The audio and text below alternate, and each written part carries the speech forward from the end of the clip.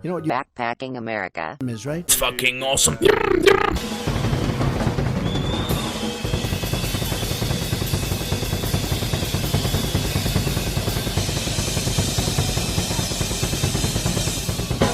It's Backpacking America, an analytical podcast. Episode 69. Insert obligatory sex joke here. 69 420. In this episode, we're going to be talking about the January 6th incident where the fascists stormed the Capitol building. And I'm going to go into, the history of this because this is, decades in the making with the American fascist movement. Now, of course, what we call fascists in the 21st century have been planning this insurrection since the end of the Civil War, but this episode is going to pick up on the fascist organizing since the onset of World War II through January 6th, 2021. The German-American Bund was a major political entity in the pre-war years. The Bund had thousands of acres of land where they trained youth, organized rallies, and infiltrated non-political German-American organizations. Adolf Hitler sanctioned the creation of the Bund, which resulted in Heinz Spankennobel on Hitler's personal authority to form an American Nazi organization. Shortly thereafter, with help from the German Council in New York City, the German-American Bund was born. So the German Council is like the German embassy. While this implanting of National Socialism occurred across the United States because of the Bund, this soon came to an end when the FBI shut down the Bund and seized its land, its assets, and made key arrests. Or did it? While land can be taken, assets diverted, and men imprisoned, ideas never die. Sabotage occurred on the home front, and Nazi organizing was done in secret.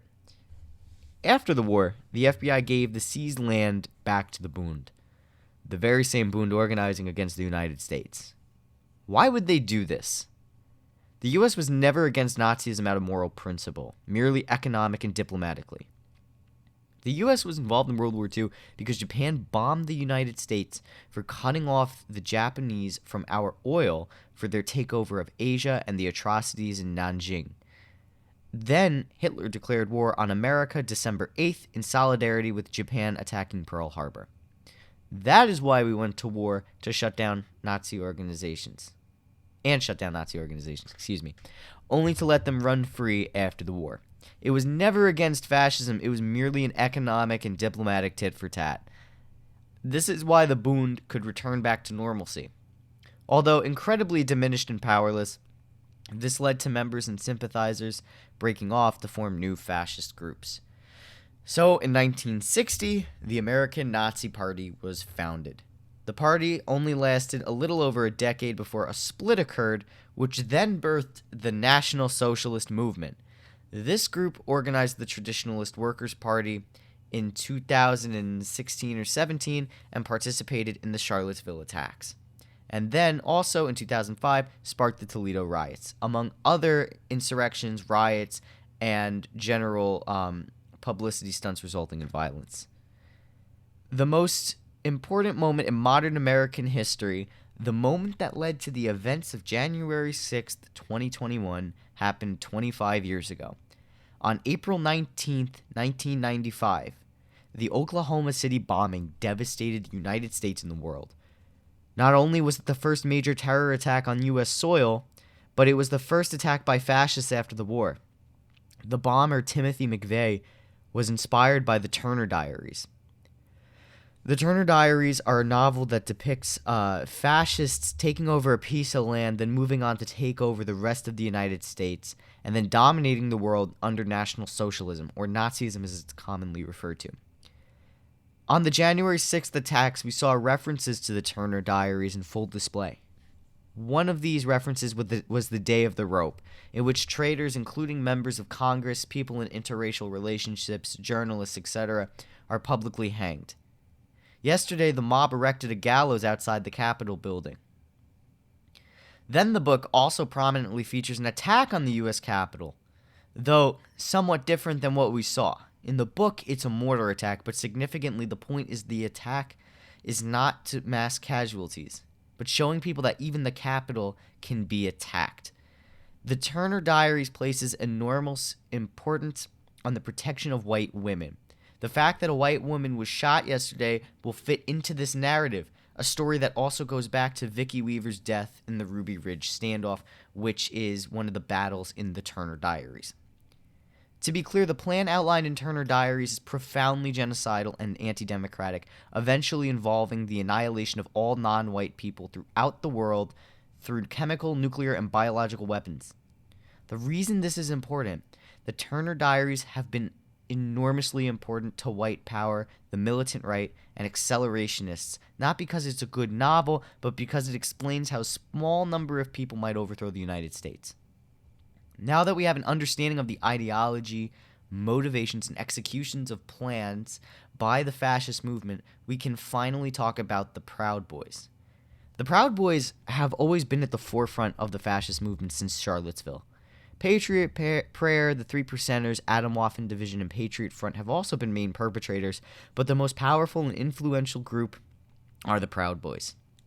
On October 2nd, Donald Trump was asked to condemn the Proud Boys and groups like them, to which he said to the Proud Boys, "Stand back but stand by."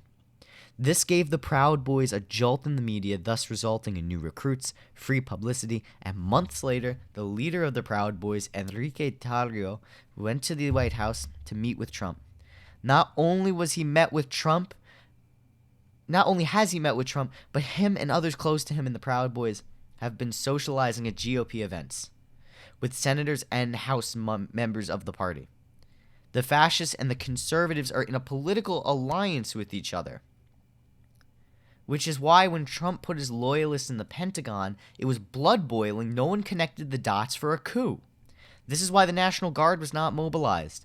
When the police could be seen letting the crowd through the gates and into the chamber, it was not known to most Americans that since the Oklahoma City bombing, the fascists have been putting their people into law enforcement. In fact, the Kentucky State Police used to train their cadets with inspirational quotes from Robert E. Lee and Adolf Hitler. This is why fascism is a threat, because it is seeped into all facets of life. And the January 20th inauguration has the potential to be devastating for this country. This alliance of conservatives and fascists, Trump loyalists in the Pentagon, and vast swaths of the MAGA movement use January 6th as a testing ground for January 20th. They know they will not be cracked down on. They know they can get away with it. And they know they have friends in high places. It is up to every single worker of all nationalities and ethnicities to band together against fascism where we see it. Not many of us can fight against fascism in D.C., but that is true for fascists as well. In fact, many of the most important struggles and battles are fought where the national focus is not there. It's the conversation with the cashier about how they feel about the groups of maskless people with Confederate symbols in the grocery store. It's helping feed a hungry neighbor. It's standing up to anti-abortion radicals and other class enemies attacking community health centers for writing abortion referrals and contraceptive giveouts. It's seeing a police intervention on your street and standing watch to ensure proper protocol is being followed. It starts with you and the conversations you have and the actions you take, but most importantly, engage in these with a few good comrades. Thanks for listening, y'all. Make sure to give BPA a follow on Instagram at Backpacking America and Twitter at BPA Podcasting. Make sure to like BPA on Facebook and subscribe on YouTube. The links can be found in the podcast description. Until then, take it easy and stay breezy.